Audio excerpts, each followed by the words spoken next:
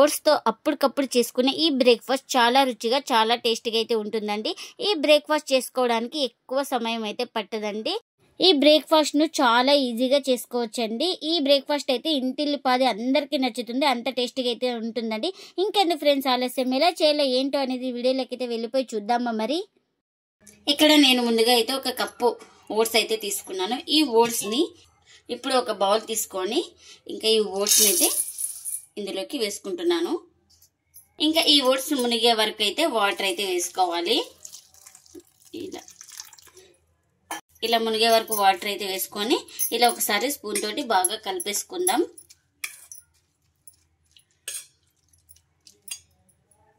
ఇప్పుడు ప్లేట్ అయితే పెట్టేసుకొని ఒక హాఫ్ అన్ అవర్ అయితే నానబెట్టేసుకోవాలండి. ఇంకా దీన్ని అయితే పక్కన పెట్టేసుకుందాం.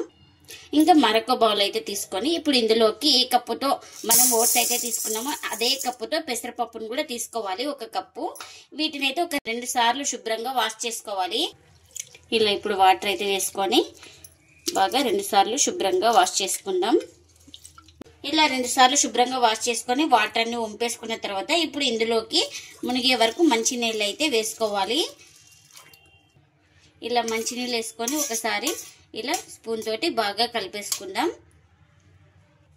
ఇంకా ఇప్పుడు దీనిపైన ఒక ప్లేట్ అయితే పెట్టేసుకొని ఇంకా దీన్ని కూడా ఒక హాఫ్ అన్ అవర్ అయితే నానబెట్టేసుకోవాలి పెసరపప్పును కూడా. ఇంకా ముందుగా ఒక కడాయి అయితే తీసుకొని కారానికి తగినంత మిర్చి అయితే వేసుకోవాలి. అలాగే ఇందులోకి ఒక 5 వెల్లుల్లి రెబ్బలు కూడా వేసుకోవాలి. ఇంకా ఇందులోకి చిన్నగా కట్ చేసుకున్న 1 ఇంచు అల్లం ముక్కలు కూడా వేసుకోవాలి. ఇంకా ఇప్పుడు ఇందులోకి 1 స్పూన్ దాకా ఆయిల్ అయితే వేసుకోవాలి.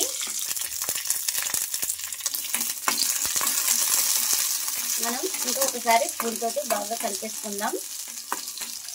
ఇలా మిర్చి వేగిన తర్వాత ఇందులోకి పల్లీలను అయితే వేసుకోవాలి. ఇంకా పల్లీలు వేసుకున్న తర్వాత ఈ పల్లీలను కూడా బాగా ఫ్రై చేసుకోవాలి. ఇంకా మనకు పల్లీలు అయితే బాగా ఫ్రై అయిపోయినాయి కదా. ఇప్పుడు ఇందులోకి ఇంకా కొత్తిమీర కూడా వేసుకోవాలి కొంచెం. ఇంకా ఈ కొత్తిమీర వేసుకున్నాక ఒకసారి బాగా కలిపేసుకుందాం. ఇంకా ఈ వేడి మీదకే బాగా మనకు మగ్గుతుంది కొత్తిమీర అనేది. ఇంకా మనకు పల్లీలు కొత్తిమీర మిర్చి బాగా ఫ్రై అయిపోయినాయి కదా. ఇంకా ఇప్పుడైతే స్టవ్ అయితే ఆఫ్ చేసుకొని ఇంకా చల్లారిన తర్వాత అయితే గ్రైండ్ చేసుకుందాం. ఇంకా ఒక మిక్సీ జార్ అయితే తీసుకొని ఇంకా చల్లారిన తర్వాత అయితే జార్లోకి అయితే తీసుకుంటున్నాను. ఇంకా ఇందులోకి టేస్ట్ తగినంత సాల్ట్ని కూడా వేసుకోవాలి. అలాగే కొద్దిగా వాటర్ని కూడా వేసుకొని మనం గ్రైండ్ చేసుకుందాం మూత పెట్టేసుకొని. ఇంకా గ్రైండ్ చేసుకున్న తర్వాత ఒక బౌల్ తీసుకొని అందులోకి అయితే ఈ చట్నీని అయితే వేసుకుంటున్నాను. ఇంకా ఇక్కడ చట్నీకి పోపు కూడా పెట్టేసుకున్నాను. ఇంకా ఆ పోపును కూడా ఈ చట్నీలోకి అయితే వేసుకుంటున్నాను. మనకు చట్నీ అయితే రెడీ అయిపోయింది. ఇంకా ఇప్పుడు ఒక హాఫ్ అన్ అవర్ తర్వాత అయితే మనకు ఓట్స్ అయితే బాగా నానిపోయినాయి చూడండి. ఇంకా ఇలా బాగా మెత్తగా నానిపోవాలి మనకు ఓట్స్ అయితే. ఇలా చేయితో ఇలా అనేస్తే బాగా ఫ్రెష్ అయిపోవాలి. ఇంకా ఈ ఓట్స్ ని ఒక మిక్సీ జార్ అయితే తీసుకొని ఆ జార్లోకి అయితే వేసుకోవాలి. వాటర్ తో సహా వేసుకుందాం. ఇంకా మనం పెసరపప్పు కూడా బాగా నానిపోయిందండి. ఇంకా వాటర్ అయితే వంపేసుకొని ఇప్పుడు ఈ పెసరపప్పును కూడా ఇందులోకి అయితే వేసుకోవాలి. ఇంకా ఇప్పుడు మూత అయితే పెట్టేసుకొని స్మూత్ గా గ్రైండ్ చేసుకోవాలి. ఇంకా పిండి గ్రైండ్ చేసుకున్న తర్వాత ఒక బౌల్ తీసుకొని ఇంకా అందులోకి అయితే ఈ పిండిని అయితే వేసుకోవాలి. బాగా స్మూత్ గా గ్రైండ్ చేసుకోవాలి. ఇంకా నేను ఇక్కడ వాటర్ అయితే వేసుకొని గ్రైండ్ చేసుకోలేదండి. ఎందుకంటే ఓట్స్ తో పెట్టుకున్నాం కదండి. ఓట్స్ అయితే ఆ వాటర్ తో సహా వేసుకున్నాం కాబట్టి మనకు వాటర్ ఏం పట్టదు. ఇందులోకి ఒక 1/4 టీ స్పూన్ దాకా పసుపు అయితే వేసుకోవాలి. అలాగే ఒక 1/4 టీ స్పూన్ దాకా వంట సోడాను కూడా వేసుకోవాలి. ఇంకా రుచికి తగినంత సాల్ట్ ని కూడా వేసుకోవాలి. ఇప్పుడు ఇందులోకి కాస్త వాటర్ని అయితే వేసుకుందాం. ఇంకా ఈ వాటర్ని కూడా వేసుకొని బాగా కలిపేసుకుందాం. ఇలా బాగా పసుపు సాల్ట్ అన్ని బాగా వంట సోడా బాగా కలిసిపోయే వరకు బాగా ఇలా స్పూన్ తోటి బాగా కలిపేసుకోవాలి. ఇప్పుడు ఇందులోకి 1 స్పూన్ దాకా జీలకర్ర కూడా వేసుకోవాలి. అలాగే ఒక చిన్న క్యారెట్ అయితే ఇలా తురిమేసుకొని వేసుకుంటున్నాను నేను ఇక్కడ. ఇంకా ఇప్పుడు ఈ క్యారెట్ ని కూడా వేసుకొని ఇంకా పిండి మొత్తాన్ని బాగా కలిపేసుకుందాం. మనకు క్యారెట్ అయితే హెల్త్ కి చాలా మంచిది కదా. ఇంకా ఈ క్యారెట్ ని కూడా వేసేసుకొని బాగా కలిపేసుకోవాలి. ఇలా మనకు ఈ పిండి అయితే పర్ఫెక్ట్ గా రెడీ అయిపోయింది.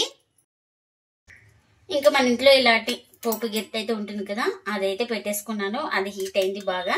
ఇప్పుడు ఇందులోకి 1 స్పూన్ దాకా ఆయిల్ అయితే వేసుకోవాలి. ఇంకా ఆయిల్ కూడా హీట్ అయిందండి మనకు. ఇప్పుడు పిండి వేసే ముందు అయితే పిండి మొత్తాన్ని ఒకసారి బాగా కలిపేసుకొని ఇంకా ఒక గెరిట పిండిని అయితే వేసుకోవాలి ఇందులోకి. ఇలా వేసుకొని లైట్గా స్ప్రెడ్ చేసుకోవాలి. ఇంకా ఇప్పుడు దీనిపైన అయితే ప్లేట్ అయితే కవర్ చేస్తున్నాను. ఇలా కవర్ చేయడం వల్ల మనకు త్వరగా బాగా కుక్ అవుతుంది. ఇంకా ఇప్పుడైతే చెక్ చేసుకుంటున్నాను. ఇంకా పైన మొత్తం ఇలా తడి లేకుండా బాగా ఆరిపోయింది కదా. ఇప్పుడు మనం ఇలా స్పూన్ తోటి ఇలా నిదానంగా చేసుకోవాలి. ఇంకొక వైపు అయితే ఇలా ఇంకా ఇలా ప్లేట్ అయితే పెట్టేసుకొని ఇంకొక వైపు కూడా బాగా ఫ్రై చేసుకోవాలి. ఇంకా మనకు అటు ఇటు తిప్పుకుంటూ ఇంకా 2 వైపులో బాగా ఫ్రై అయిపోయిందండి. ఇంకా మనకు ఇదైతే రెడీ అయిపోయింది. ఇంకా దీన్ని అయితే ప్లేట్లోకి అయితే తీసుకుంటున్నాను. ఇంకా ఇందులోకి మరొక స్పూన్ ఆయిల్ అయితే వేసుకున్నాను.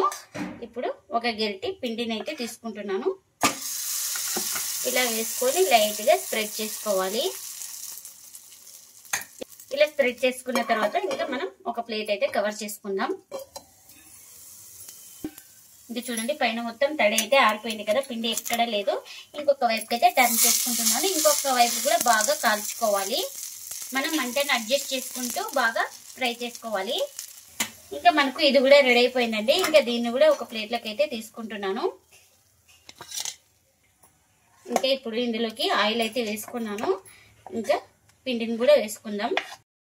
ఇంకా ఆయిల్ హీట్ అయిన తర్వాత అయితే పిండిని అయితే వేసుకోవాలి.